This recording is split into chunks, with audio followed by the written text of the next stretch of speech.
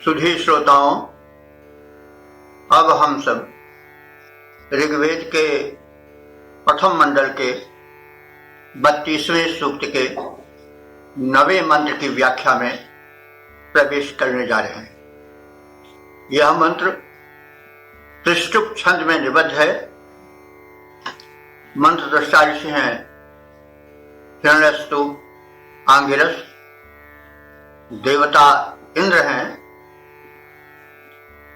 इस मंत्र का शीर्षक है वृत्र की रक्षा हेतु उसकी माता की प्रतिक्रिया। तो मंत्र के अर्थ में प्रवेश करने के पहले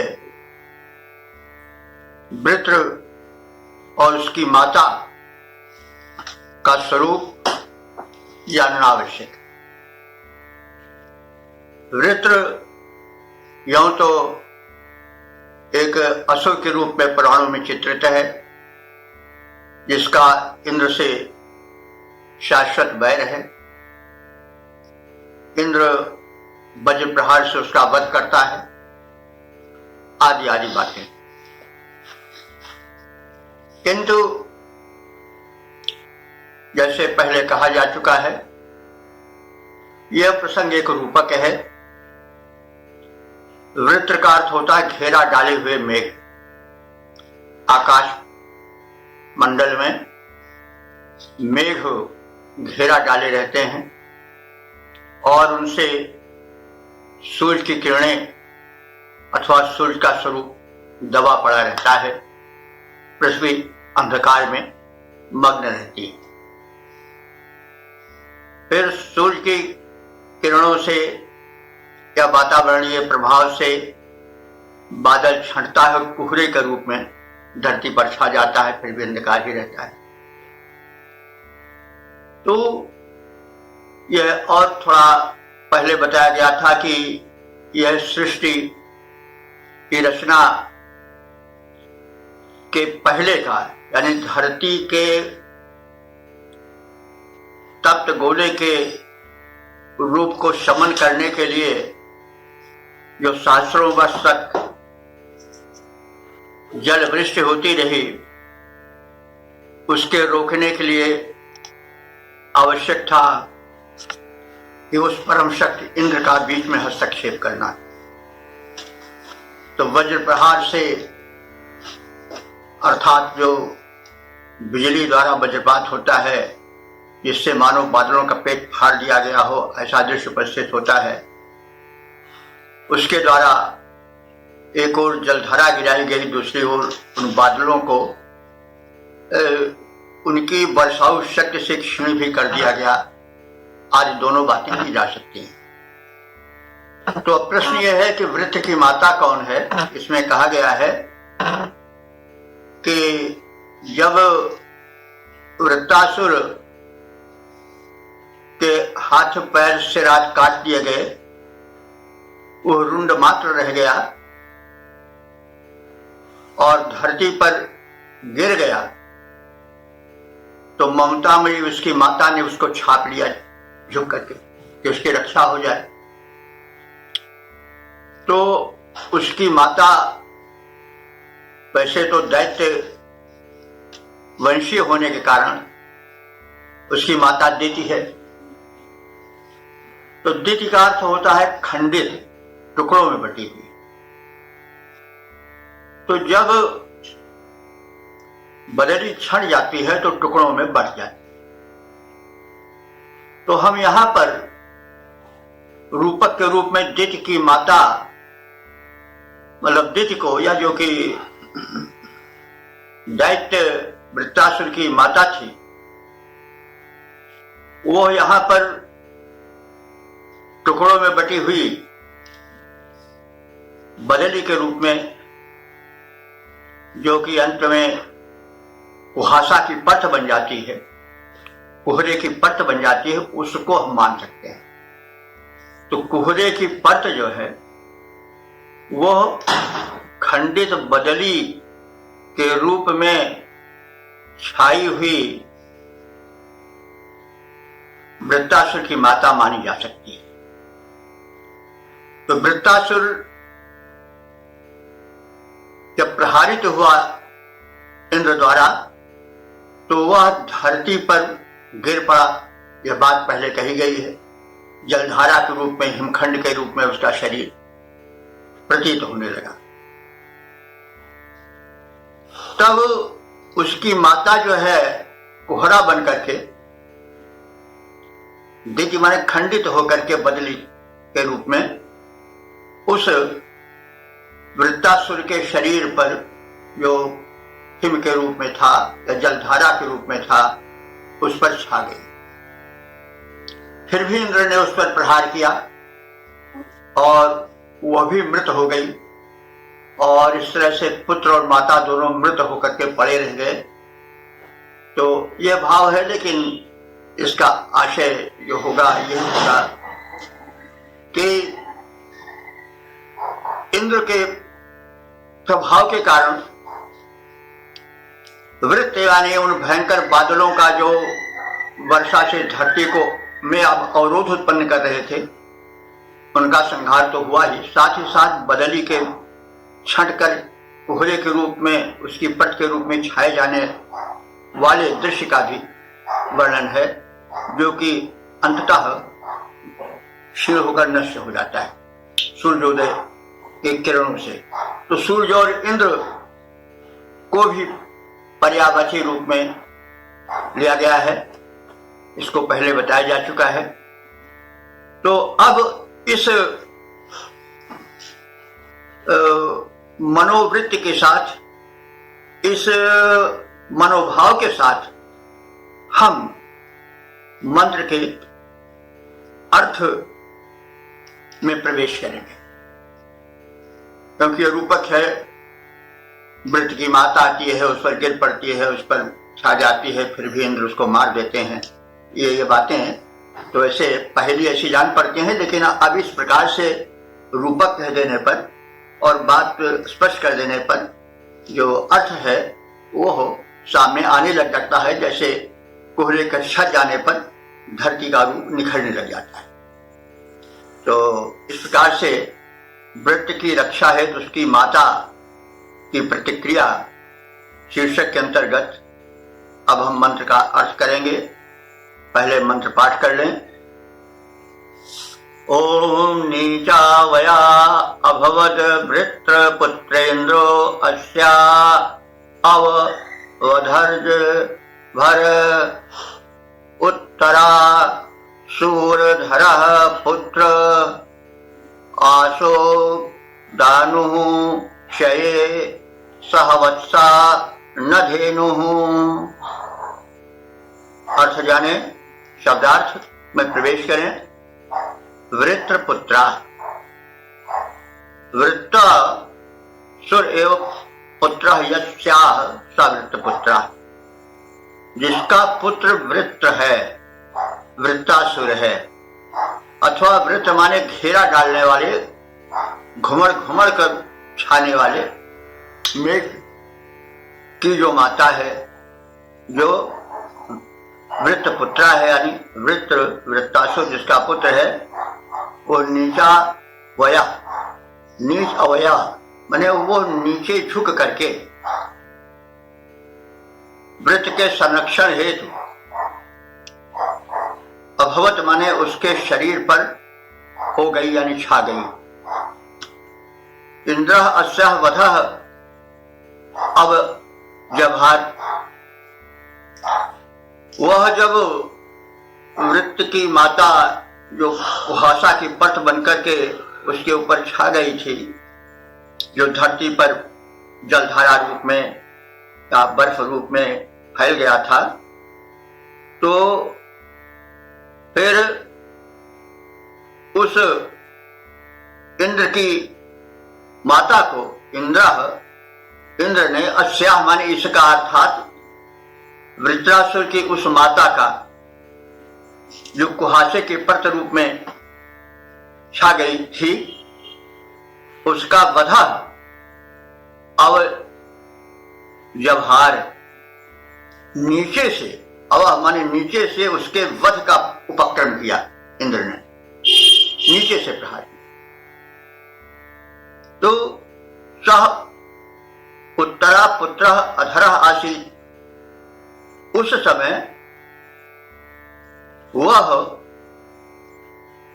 ऊपर, उत्तरा माने ऊपर थी, पुत्र अपने पुत्र वृत्तासुर के, और अधरः पुत्र उसके, अधर माने नीचे था, अधर माने नीचे, अधर अधर अधर माने ओठ हम लोग जानते हैं, लेकिन नीचे वाले भाग को अधर कहते हैं, क्योंकि ऊपर वाला ओठ जो है वो उसके नीचे रहता है। तो अधर से तात्पर्य हुआ कि जो नीचे हो, अधर। तो अधर यानी वह ऊपर थी और पुत्र उसका वृत्रासुर उसके नीचे था। यानी जब पहले कहा गया नहीं, वो झुक करके छा गई उसके ऊपर, जैसे कोई गिर जाता है तो उसकी रक्षा के लिए जो रक्षा करने वाला होता है, पिता हो या माता हो, यहाँ पर माता ही है, तो उसके ऊपर ऐसे छा गई कि ताकि वो सुरक्षित रह जाए। तो जो उस वृत्रासुर की माता वृत्त के शरीर के ऊपर छा गई थी, उस शरीर पर और वृत्त पर इंद्र ने नीचे से प्रहार किया। परिणाम हुआ कि दोनों समाप्त हुए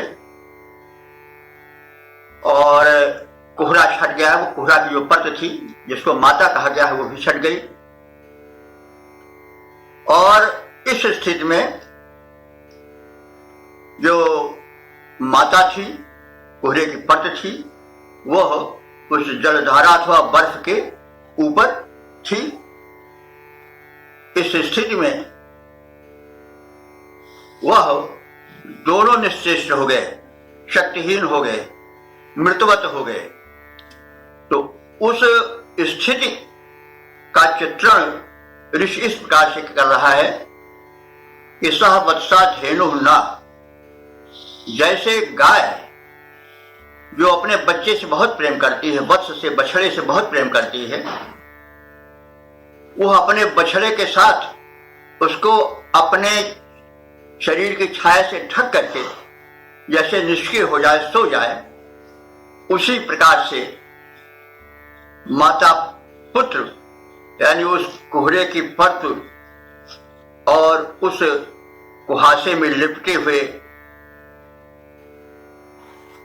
कि जो कि वृत्तासुर माना गया है, दोनों की दशा चित्रित है कि जैसे धेनु अपने बछड़े को अपनी छाया में रख करके सो जाती है, उसी प्रकार से दोनों सो गए, निश्चेष्ट हो गए।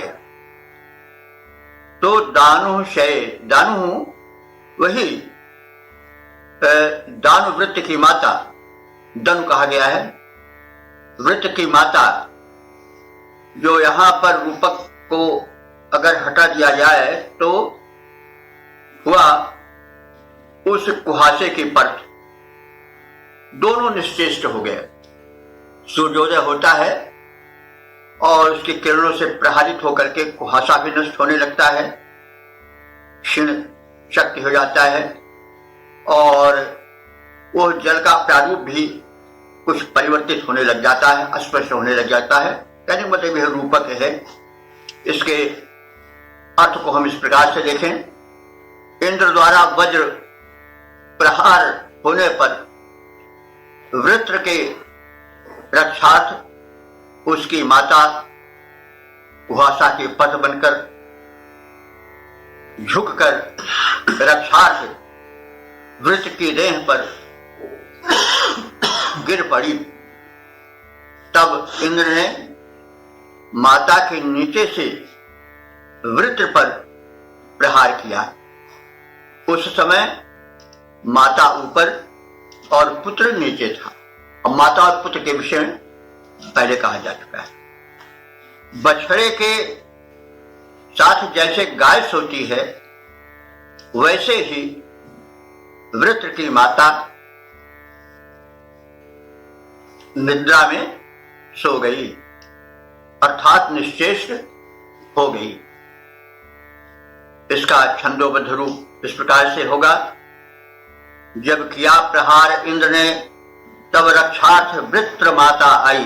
वृत्र वृत्रासुर, वृत्रासुर दैत्य माना गया है और उसे घेरे में पड़े हुए बादल के घनघोर रूप के रूप में भी देखा जाता है।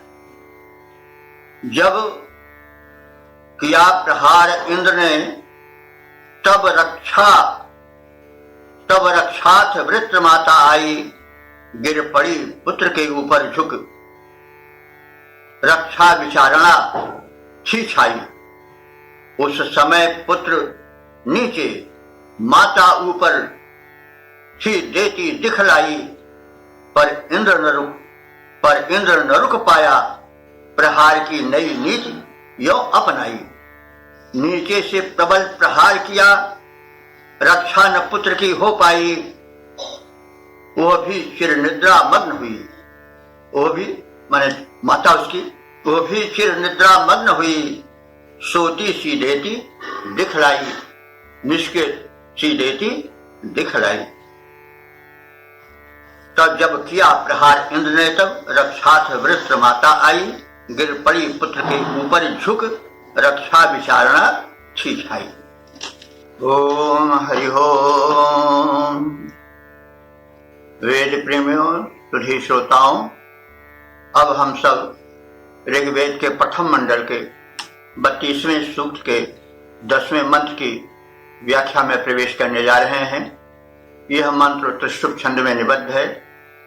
दृष्टा ऋषि हैं हिरण्यस्तु, आंगिरस देवता इंद्र है। मंत्र का शीर्षक है जलहीन बादलों के ऊपर सजल बादलों का छाए रहना। तो जैसा पहले निवेदन किया जा चुका है, यह दृश्य एक रूपक है और ऋषि ने बादलों के बनने बिगड़ने, उनके छाए रहने, बरसाव होने, कोहरा बन जाने और इस प्रकार से जलधारा में और हिम बनकर के छाए रहने का जो दृश्य देखा, उसको उसने काव्य में ढंग से प्रकट किया।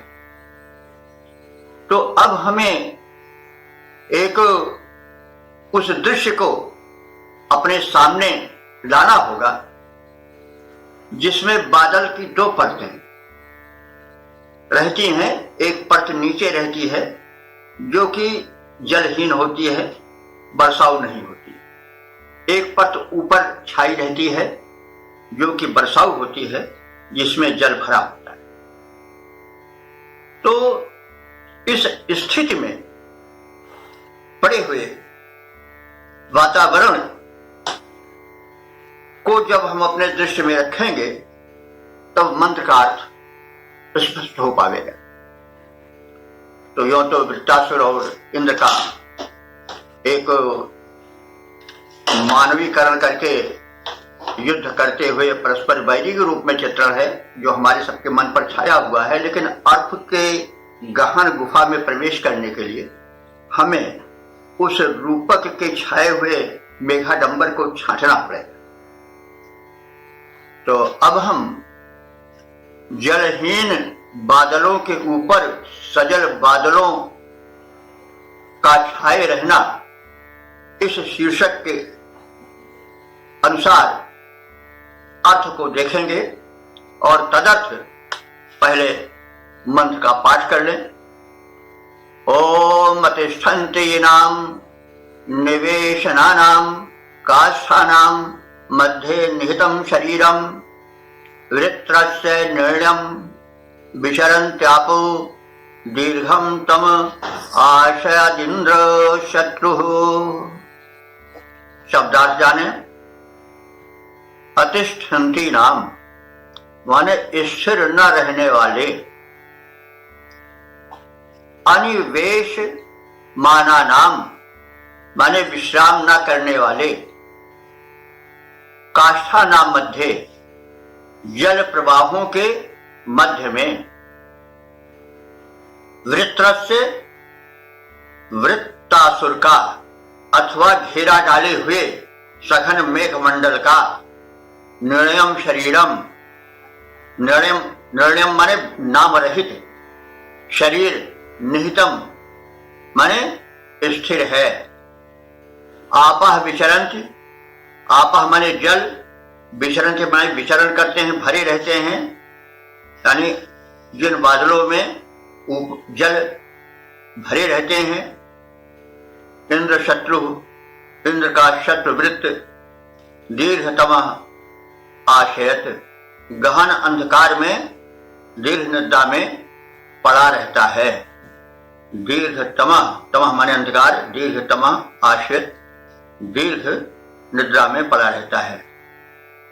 तो इसका अर्थ यह होगा कि एक स्थान पर न टिकने वाले अविरल मेघ रूप जल प्रवाहों के मध्य वृत्र का अनाम शरीर छिपा रहता है। उस शरीर के ऊपर से जल बहता है। इंद्रद्रोही वृत्र दीर्घ निद्रा में सोता रहता है। जल पूर्ण बादलों के नीचे निष्क्रिय बादलों को वृत्र का अनाम शरीर कहा गया है, ऐसा प्रतीत होता है। तो मतलब यह है कि नीचे वृत्र का, बादल का वो शरीर रहता है जिसमें कि जल नहीं रहता है, और उसके ऊपर वृत्र का यानी घने बादलों का वो शरीर या वो परत रहती है जिसमें कि जल भरा रहता है। तो यह दृश्य है। तो जो वो ऊपर वाला शरीर है, जल भरा है, वो मेघ से चालित होता रहता है।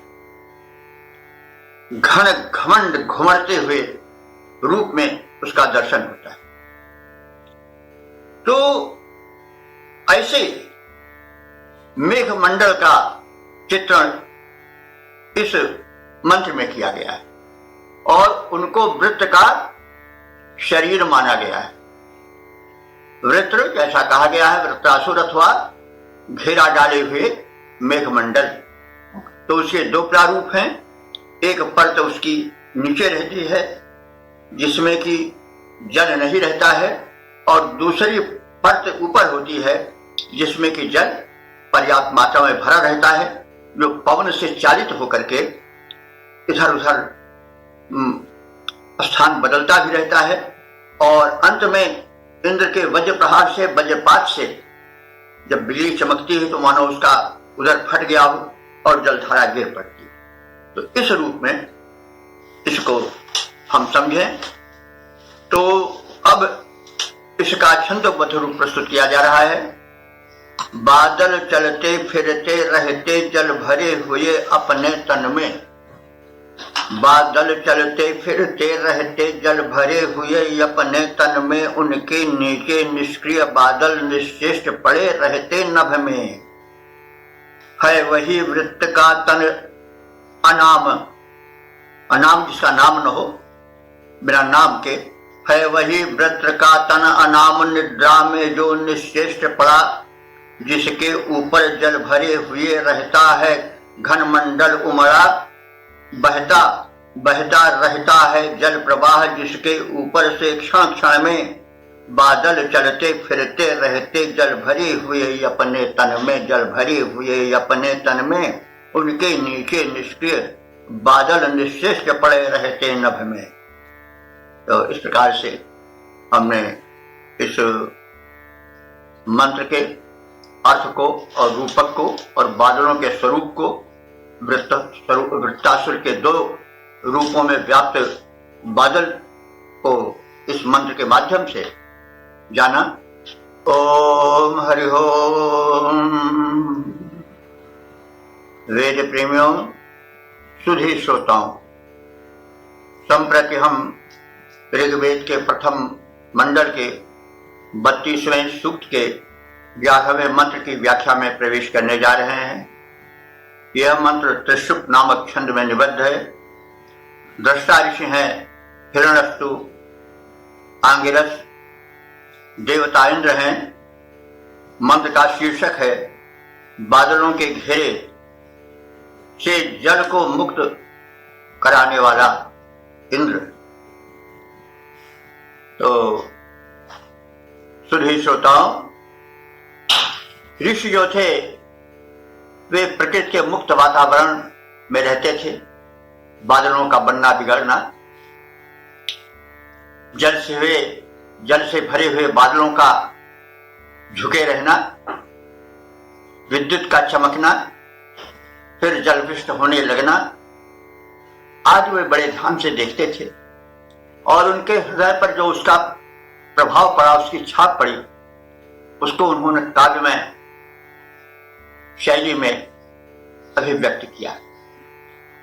बादल हैं, घुमड़ घुमड़ कर छाए हुए हैं, झुके हुए हैं पृथ्वी की ओर। बरसन जलद भूमि निराई, यथा न वह बुद्ध विद्या पाई, और बिजली चमक रही है। इन सब बातों को ऋषि ने बड़े ध्यान से देखा। बादल जल भरे पड़े रहते हैं, बिजली चमकती है, पानी रिमझिम करके बरसने लगता है। इन सब दृश्यों को देख करके भाव विभोर हुए ऋषि का काव्य में हृदय छंदों में फूट पड़ता है। तो इस वातावरण को ध्यान में रख करके हम अब मंत्र का अर्थ करेंगे। बादलों के घेरे से जल को मुक्त कराने वाला इंद्र, आखिर जल कौन मुक्त कराता है? कोई शक्ति है, उसको इंद्र कहा गया है। तो इस शीर्षक के अंतर्गत कथित भावों को ध्यान में रख करके हम मंत्र के अर्थ में प्रवेश करेंगे। तो रूपक के घेरे में छिपी हुई जो भावधारा है वो जलधारा की भांति फूट पड़ेगी, दृष्टिगोचर हो जाएगी, भावगम्य हो जाएगी। तो अब हम प्रथम मंत्र का पाठ करेंगे। ओम दास पत्नी रही गोपातिष्ठन् निरुद्धापः पणिनेव गावः अपां बिलमपि हितं यदा शीरवृत्रं जघन्नाम् आप तद्वार। शब्दार्थ जाने। पणिना गावः इव, पणि नाम के असुरों द्वारा गायों की भांति।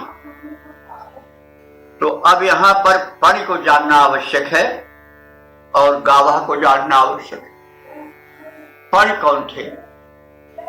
पणि ये व्यापारी थे, संभवतः आर्येतर जाति के थे। यद्यपि कुछ लोगों ने इनको आर्यों का ही एक खंड माना है, एक टुकड़ा माना है, लेकिन कुछ भी रहा हो, ये आर्यों की विचारधारा से भिन्न रहने वाले थे। और ये पणि जो थे व्यापारी थे, बड़े कुशल व्यापारी थे। इनका व्यापार सिंधु नदी की घाटी से लेकर के और अंत में ये अरब, फिनिशिया, रोम, मिस्र, इजिप्ट तक फैला हुआ था। अफ्रीका के भी कुछ भागों में इनका गमनागमन था, ऐसा विद्वानों का मत है, जिसको मैं प्रकट कर रहा हूं। तो ये थे तो संपन्न बड़े कुशल व्यापारी थे। पण शब्द जो है, पण माने कीमत होता है, उसी से पण संभवता बना होगा। पण माने पैसा, कीमत, तो पण से ही पणि बना होगा। तो ये पणि बड़े कुशल व्यापारी थे और धनी भी थे, लेकिन बड़े कंजूस थे।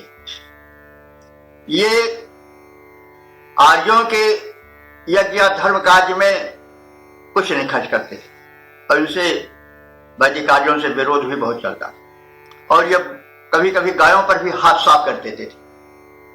ऋषियों की गायों को चुरा करके जा करके किसी गुफा में बंद कर देते थे और बाद में जब अवसर पाते थे उनको निकाल करके बेच लेते थे या जो कुछ करते रहे। तो आर्यों में और इनमें मतभेद रहता था। आज इनको अच्छी दृष्टि नहीं देखते, भले ही बड़े धनी और कुशल व्यापारी थे। तो वही रूपक सामने लाया जा रहा है कि जैसे पणि नाम के व्यापारी गायों को गुफा में छिपा लेते थे, चुरा लेते थे, वैसे ही वृत्तासुर ने,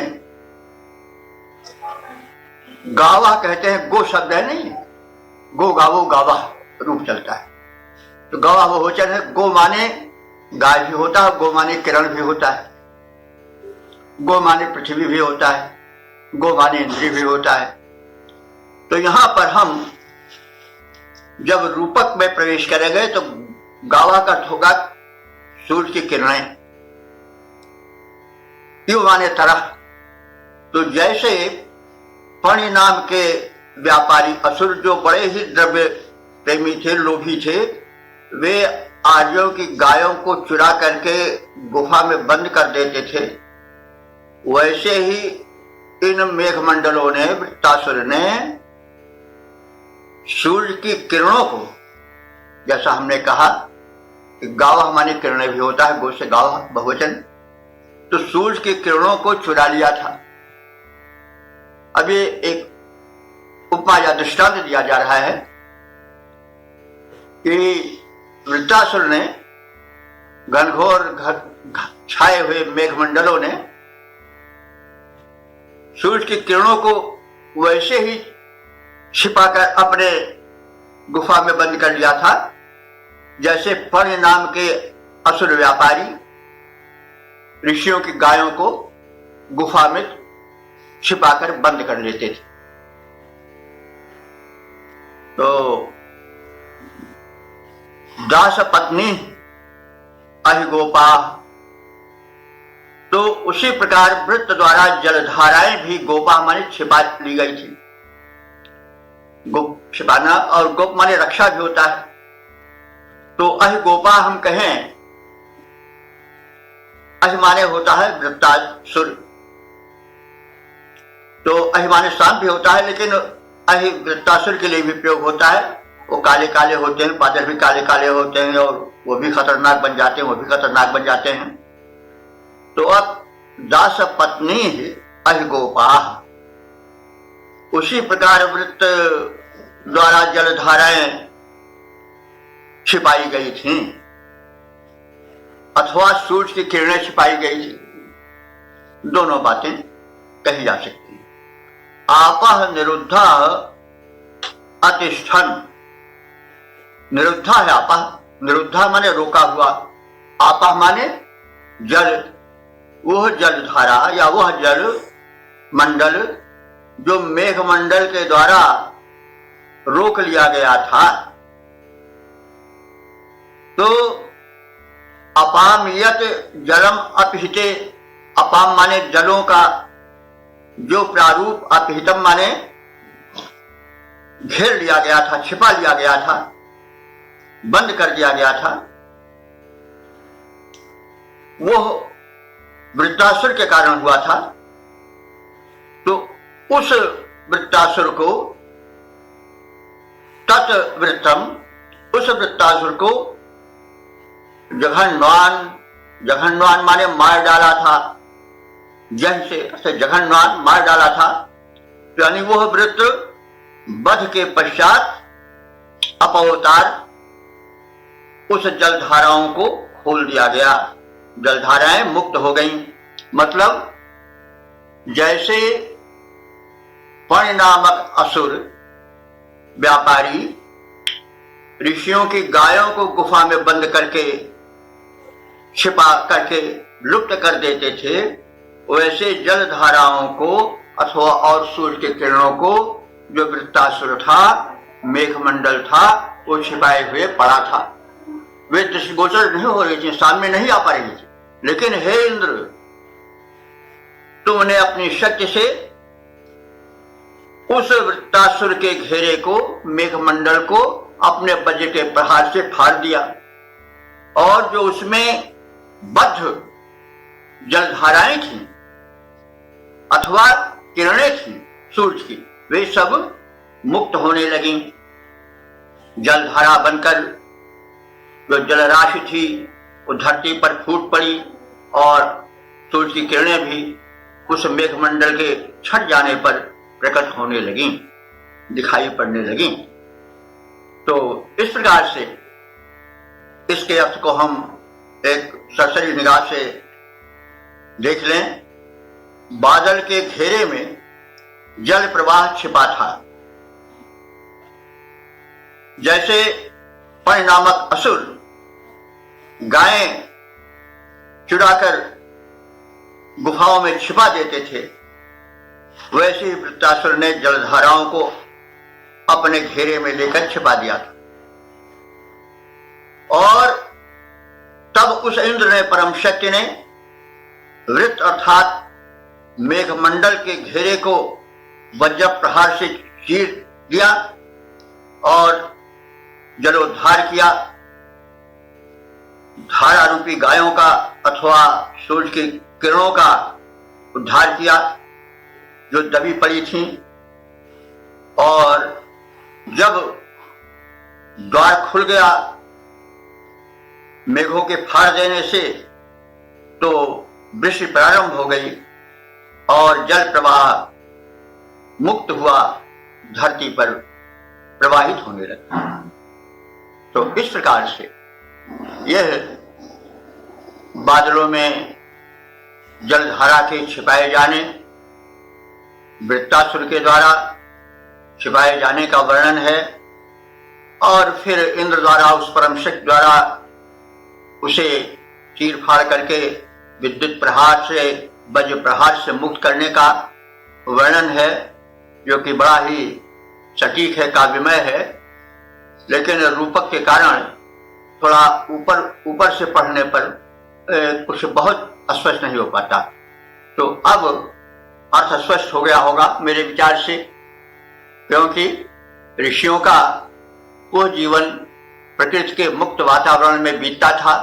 मेघों का बनना बिगड़ना, बिजली का चमकना, जल का कभी रुके रहना, फिर कभी वृष्टि रूप में धारासार जल प्रवाह को महिमंडल पर छोड़ देना, ये सब दृश्य उन्होंने खुली आंखों से मुक्त वातावरण में देखा था।